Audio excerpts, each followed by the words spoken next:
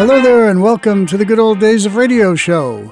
Today is December 26th, 2023. That happens to be my 65th birthday. And me is John Tefteller, because I didn't say that earlier.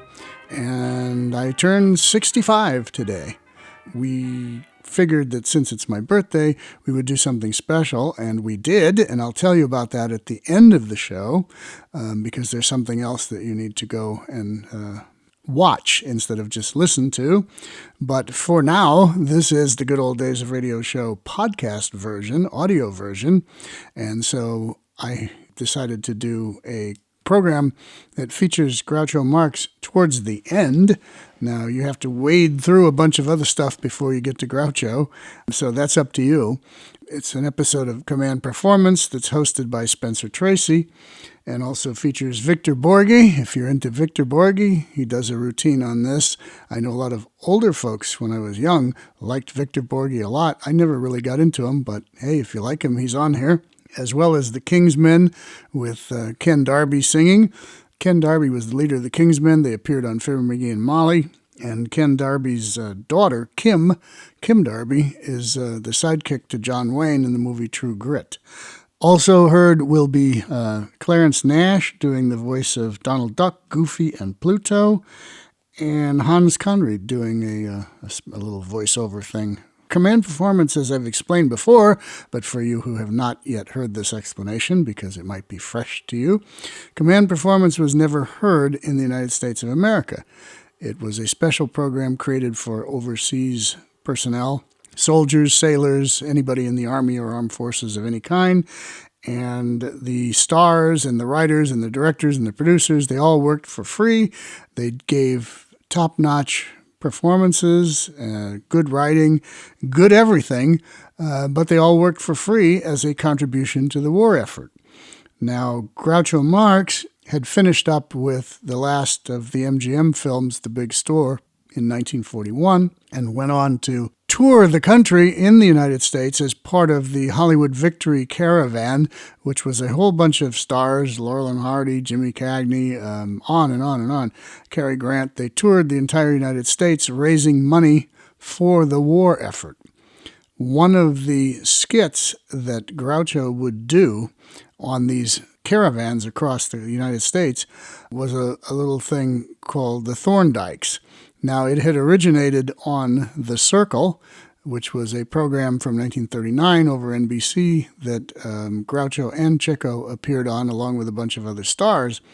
But a writer, and I'm not sure who it was at this point, I used to know this, but there's a writer that created this skit for Groucho to perform with various female stars. And he did it with Madeleine Carroll on The Circle, and then other stars throughout the early 40s.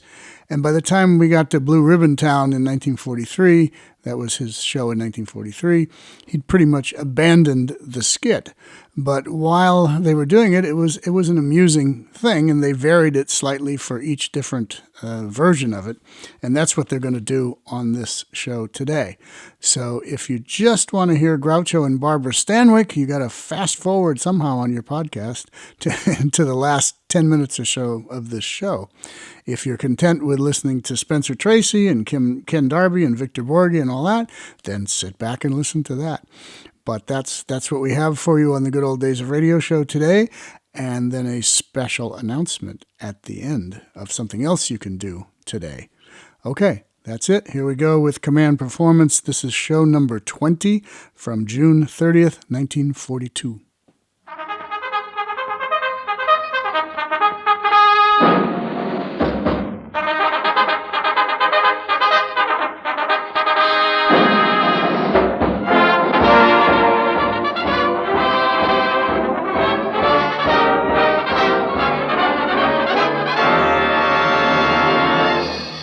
Performance USA, the greatest entertainers in America, as requested by you, the fighting men of the United States Armed Forces throughout the world.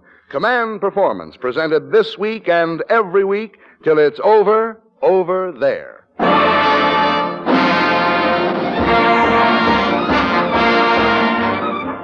All aboard the Command Performance Streamliner, leaving Hollywood for all AEF stations on the fighting fronts. And at the throttle tonight, the 4-star man of the Four Bell Pictures, Academy Award winner, and holder of the affection of all Americans, your master of ceremonies, Spencer Tracy.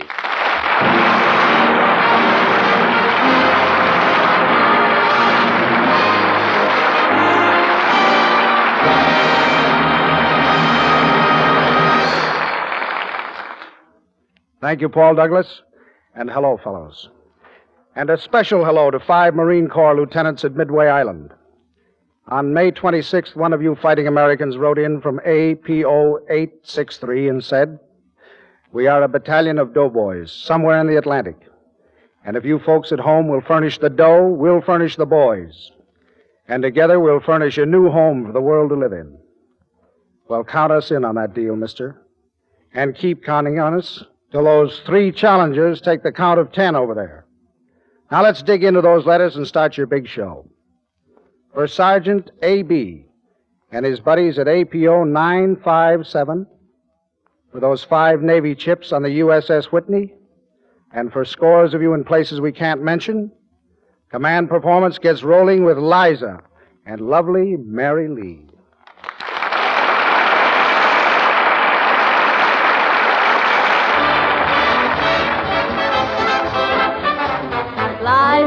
Liza, skies are gray, but if you smile on me, all the clouds roll away. Liza, don't delay, come keep me company, and the clouds roll away. See, the honeymooners shining down, we should make a date with Parson Brown. So, Liza, name the day when you belong to me, and the clouds roll away.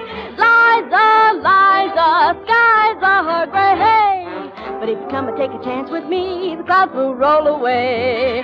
Liza, don't delay, come keep me company, and the clouds will roll away. See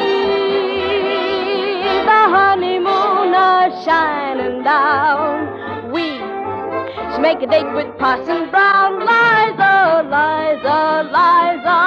name the day when you belong to me, and the clouds will roll away.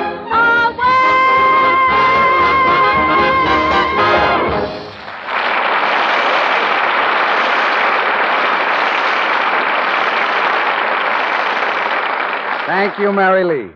And thanks to Lou Forbes of Selznick Studios conducting Local 47's Command Performance Orchestra tonight. And now, fellows, here's a letter from somewhere on the high seas. Dear Command Performance, we are still fighting for Denmark beside the sons of all the Allied nations. So we like to feel that we can ask Command Performance for our favorite entertainer, too. However, we do not write or speak very good English, but the man we ask for is our countryman, Victor Borge, signed K.A.R. Thanks for the letter, K.A.R. And don't worry about the English language. You should hear what Victor Borge does to it with his phonetic punctuation. Here he is, fellows, Victor Borge.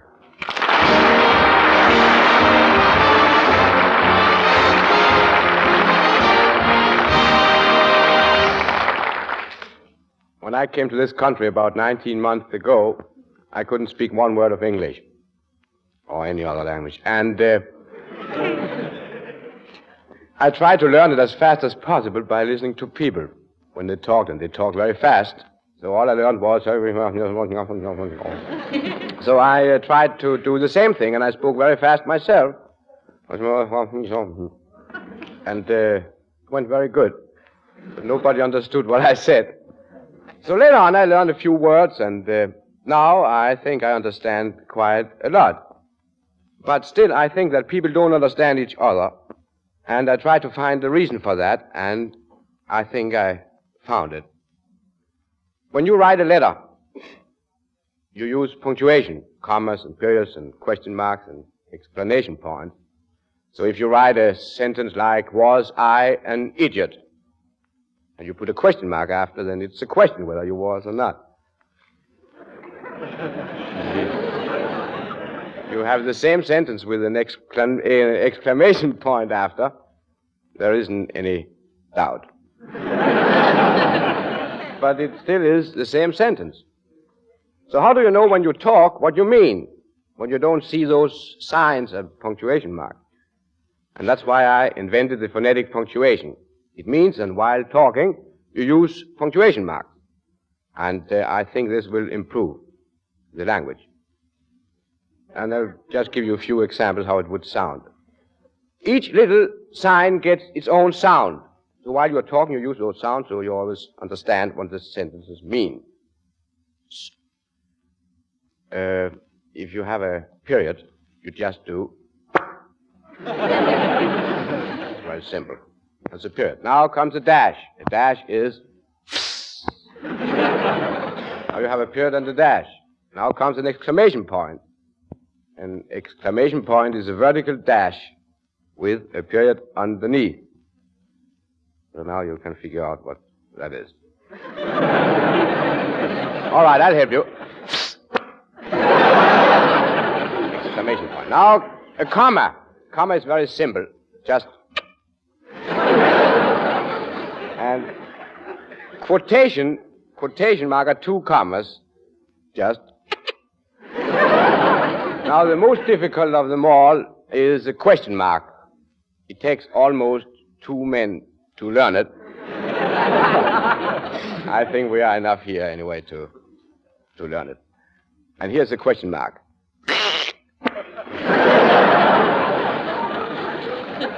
Now we have only a colon left. A colon is a funny little sign.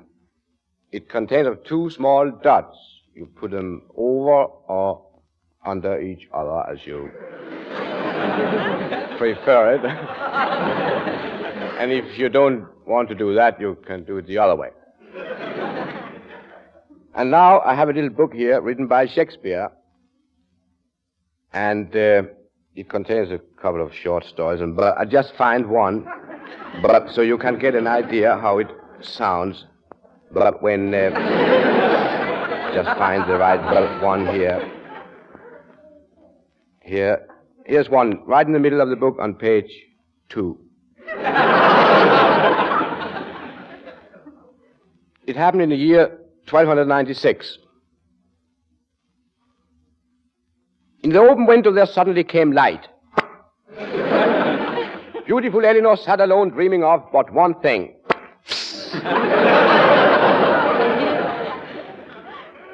2 years had passed since she met Sir Henry. She could still remember the unhappy evening when her father had thrown him out.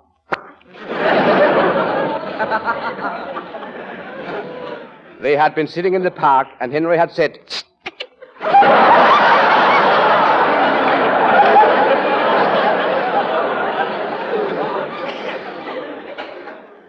"Darling, is this the first time you have loved?"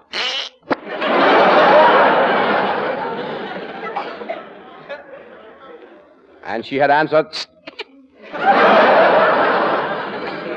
"Yes. But it is so wonderful that I hope it will not be the last."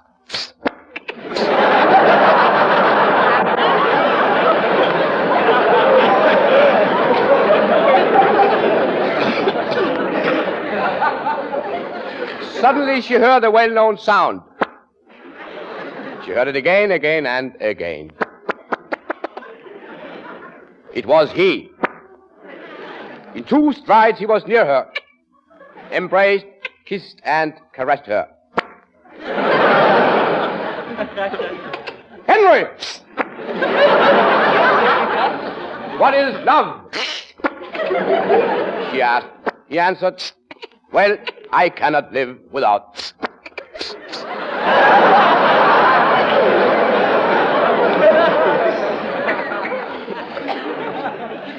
She asked, "Where have all your thoughts been in this while?" And he had answered, "With thee, O maiden."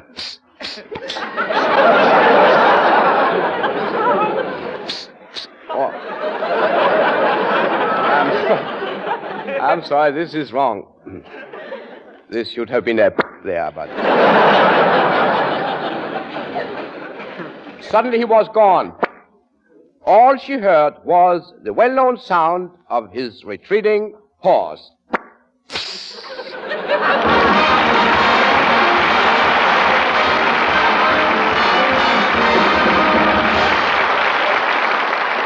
Thank you, Victor Borge. Not long ago, an Army chaplain came out of the North Atlantic to pay a little visit to Washington, D.C. He's back again with his detachment. But we know that he and his boys are listening tonight, for here's the number of the great musical organization we promised him. For the boys at APO numbers 858 and 859, the King's Men, and Hey Mabel.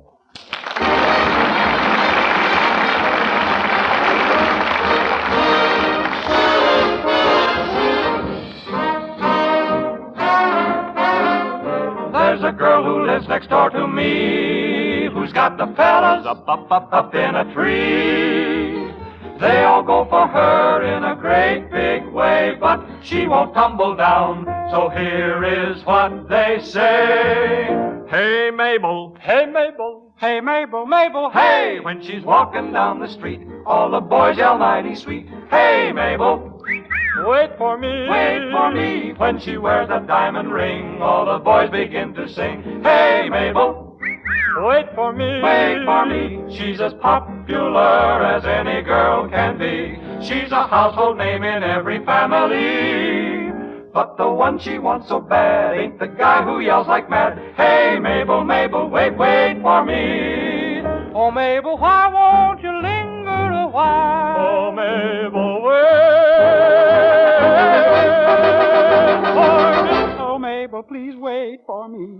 Hey, wait. She goes a-strolling along down the avenue, and all the fellas rush out just to get a view.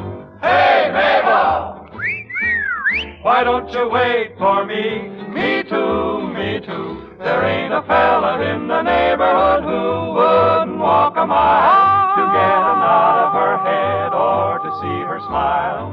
Hey, Mabel, I wish you'd wait for me. 4 blocks around, the fellas all have a notion they love her. She is a peach on every family tree. They want to shake it, but the man she wants under the mistletoe is just the guy who does nothing but whisper low. Oh, Mabel. And that's all, brother, but as long as there's a doubt about her, I'll keep a shouting. Hey, Mabel, hey, wait for me.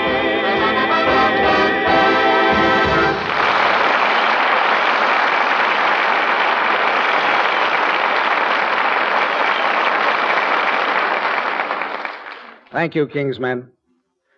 Somewhere in the Canal Zone, there's a staff sergeant, A.N.D., who wrote on June the 7th and said, I wish I could tell you just where we are so you could understand why command performance means so much to us. Brother, we're really tucked away from the bright lights. So it's a wonderful thrill to hear the voices of our famous stars each week and every week. But there are several voices we'd especially like to hear. One is the unusual voice of that distinguished cinema star, Donald Duck.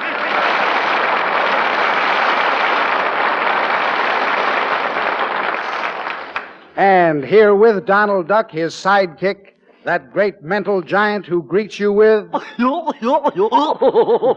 everybody. Oh, Mr. Tracy. Hello, Goofy, and welcome to Command Performance. Now, Donald and Goofy, I was noticing that... Oh, Pluto, we're sorry. We completely overlooked...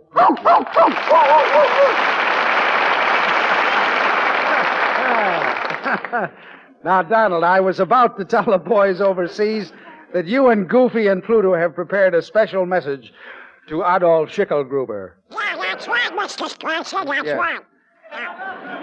And if you like now, you may transmit that message. Go right ahead, boys. Tell Hitler what you think of him. Master, Come on, what's going on? Turn the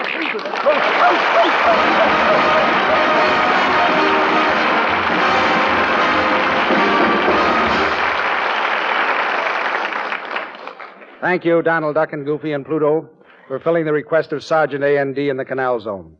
And thanks to Walt Disney for letting you boys out tonight. Now, while Donald is cooling off, let's answer a lot of command performance mail. And that particular letter written on June the 6th by WJB, JJD, and JRS on the USS Argonne. It's Sleepy Lagoon by the sweetheart of the USS Argonne, Pat Friday.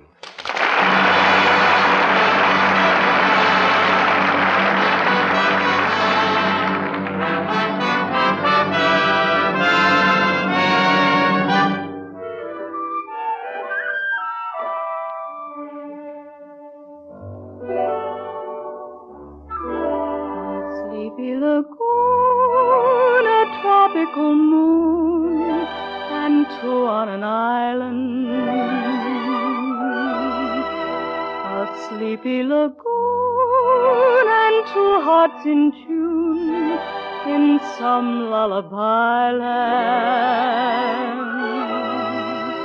The fireflies gleam, reflect in the stream. They sparkle and shimmer. A star up on high falls out of the sky and slowly grows dimmer.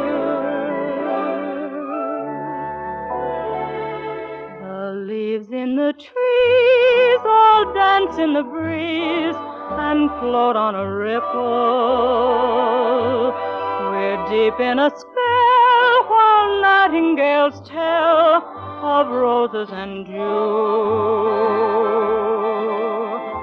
The memory of this moment of love will haunt me forever. A tropical moon, a sleepy lagoon,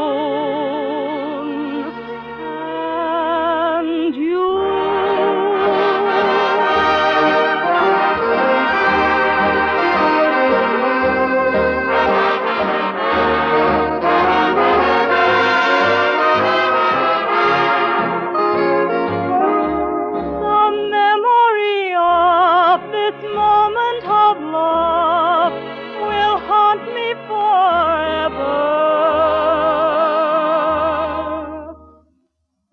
Tropical moon,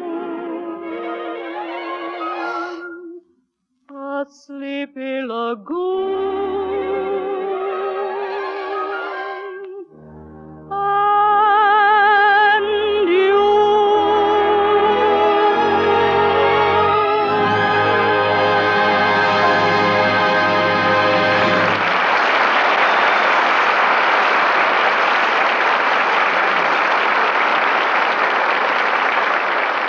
Thank you, Pat Friday.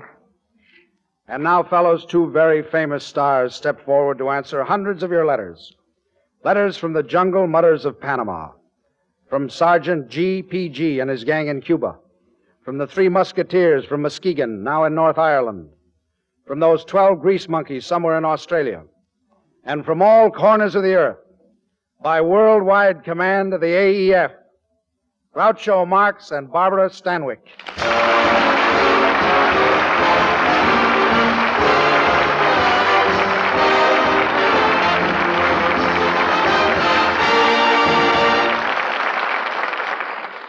Groucho Marx and Barbara Stanwyck. Tonight, they are John and Mary Thorndyke. Yes, John and Mary Thorndyke. What a pair. Boy, what a pair. John, the virile and vivacious in the cloak of Groucho Marx. And Mary, his splendid spouse, in the shoes of Barbara Stanwyck, size 4EE. A stranger gazing at their quiet stucco home by the waterfall could hardly have guessed the furies and passions beating within. And yet all day long a heated argument has been raging, and now as evening falls, we find John and Mary cooling off in their hammock on the porch. John speaks. It's no use, matey. It's no use. We can't keep this up. You mean... Yes, I do. I'm through. I'm through rocking on this hammock. Back and forth, back and forth. It gets monotonous. Well, how else could you rock? To and fro is a good way. Or hither and yon. Really, matey, sometimes I wish you'd gone to school. John, you haven't given me your decision yet about the money for Olive. Olive? Who's Olive? John, Olive is that daughter of ours. Which daughter? We have only one daughter, John. That simplifies it. That must be the one, then. Please, John, I want to speak to you about her. Is it about money again? Yes, John. What'd you say?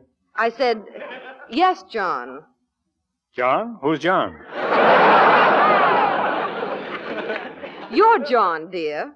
That's right, so I am. I must remember that. What were we talking about? About Olive. Olive? Who's Olive? Our daughter, John. Oh, yes, that girl is driving me crazy. She thinks I'm made of money. She's too extravagant, matey. Not 1 cent. Not 1 red cent, matey. Oh, John, she's young. She's beautiful. You know, John, you're only young and beautiful once. Oh, matey, I'm not so young.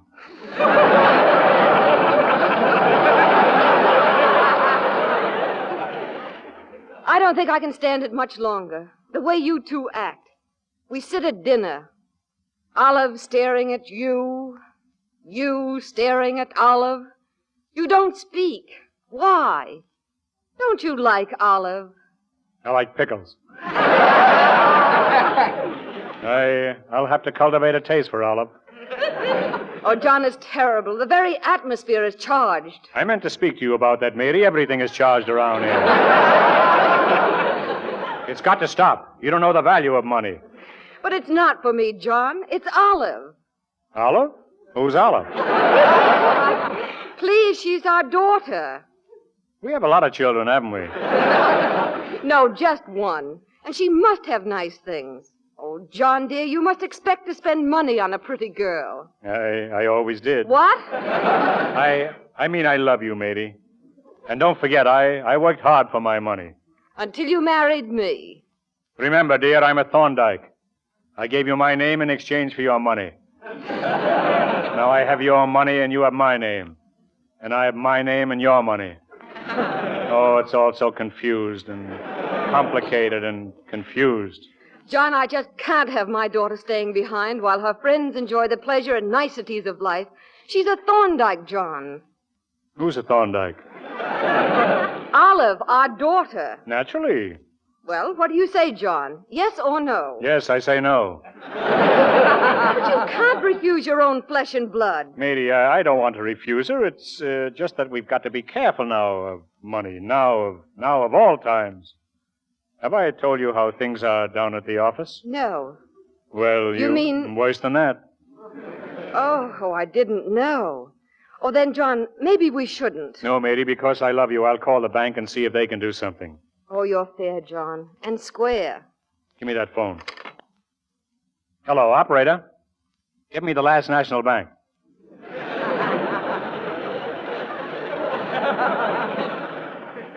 Hello, bank.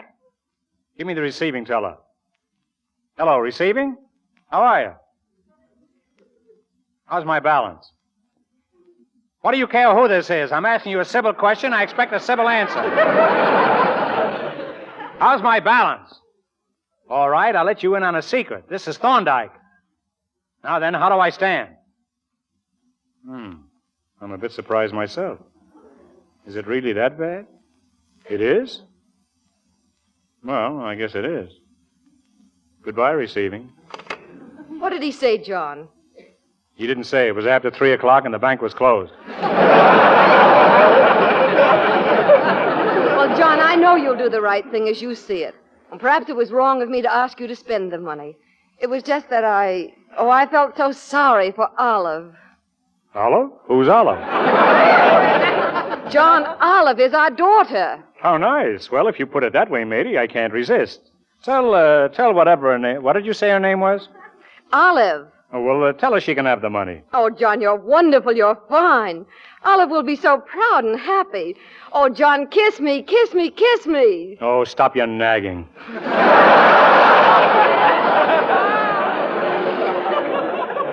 At a time like this, always kissing. But you do mean it, John. You will give Olive the money. Yes, I'll give it to her, although it takes the last penny I've got. How much does she want? $12. $12?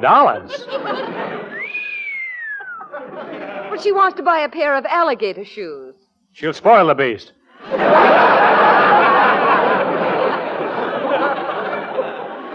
never heard of an alligator wearing shoes. But I'll give her the money, matey.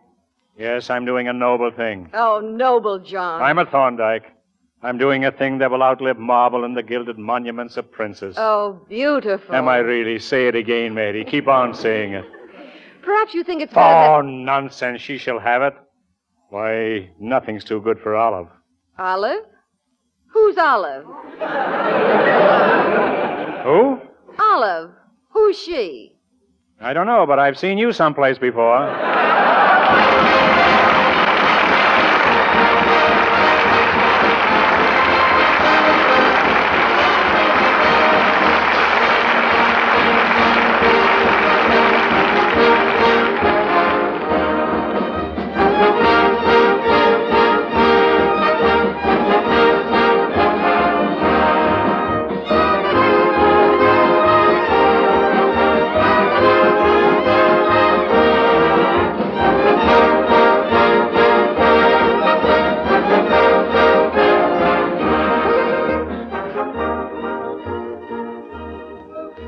Well, mister, we're packing up those command performance mail bags for tonight.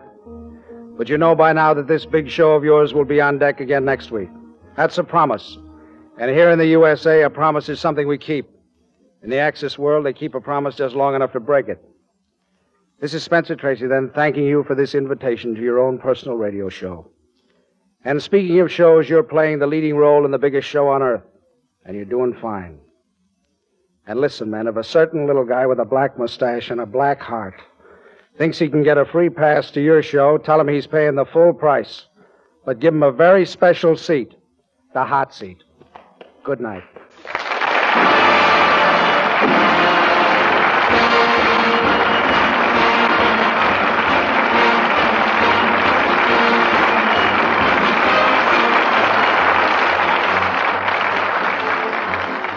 Okay there, men, we're sounding taps on another command performance. The great stars you've heard tonight, Spencer Tracy, Mary Lee, Victor Borge, the King's Men, Pat Friday, Donald Duck and Goofy, Lou Forbes and the orchestra, Groucho Marx and Barbara Stanwyck, say thanks for those letters. Just keep those letters rolling in to command performance in care of the station to which you're listening, and you'll be listening to your favorite stars each week. This is Paul Douglas reminding you that the dictators are feeling pretty miserable these days, but they haven't got long to wait. Uncle Sam's coming over there to put them out of their misery.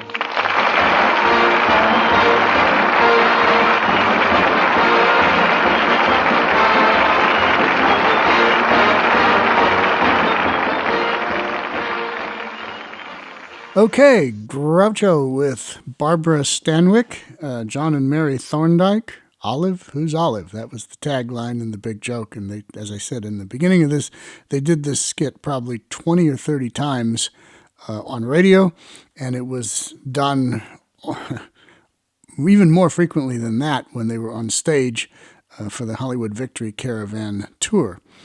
It was quite successful at the time, and it's a little bit different Groucho than you normally get.